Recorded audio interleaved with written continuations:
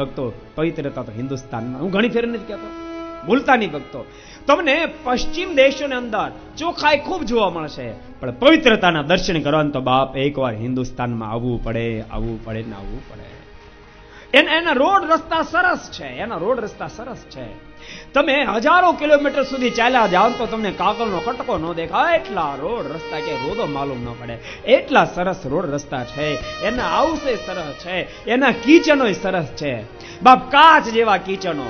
ભલે ચોખા જરૂર છે પણ તેમ છતાં એને પવિત્ર નહીં કહેવાય, કારણ કે ચોખા દેખાય પણ એના પર મુર્ઘા કાપવામાં આવ્યા છે, માટે બાપ એને પવિત્ર કેમ કહેવાય, પવિત્ર કેમ કહેવાય. જ્યારે ભારત અને એમાંય ગુજરાત અને એમાંય કાઠિયાવાડમાં તો બાપ કદાચ ગરીબ ઘર હશે, લાકડાના ચૂલાથી રસોઈ બનતી હશે, ભૂલતાની લાકડાના ચૂલાથી રસોઈ બનતી હશે, વાસણ કાળા થઈ ગયા છે, આખું રસોડું કદાચ કાળું થઈ ગયું હશે, પણ રસોઈ બનાવતા પહેલા શાકભાજીને ધોયા હશે, તેલ, ઘી, દૂધ, પાણી બધું કપડાથી ગાળીને વપરાયું હશે, અનાજ જોન દળાવ્યું હશે, અને રસોઈ બનાવતા બનાવતા સંકલ્પ હશે અમારા ઠાકોર જમવાના છે.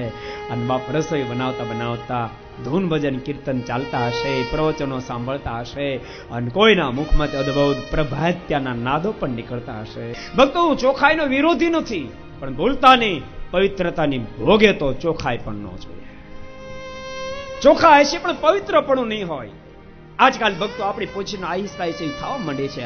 અહીં 5 સ્ટાર હોટેલ જેવા બંગલાઓ બનવા માંડ્યા છે, ગ્રેનાઇટના પ્લેટફોર્મ હોય, સ્ટીલના પ્લેટફોર્મ હોય, અને બાપ આપણા મનમાં હવે સંકલ્પ થવા માંડ્યા છે, ઈ ખાત આપણો શું બાપ, ઈ તો વાંદરાના વારસદાર છે, જે આપણે ભગવાન સ્વામિનારાયણ, ભગવાન રામ, ભગવાન કૃષ્ણના વારસદાર છે. ભૂલતા નહીં, મહેરબાની કરી અને બાપ ઘરને અભડાવતા નહીં, અને પેટને કબર જેવું કરતા નહીં, પેટને કબર જેવું કરતા નહીં.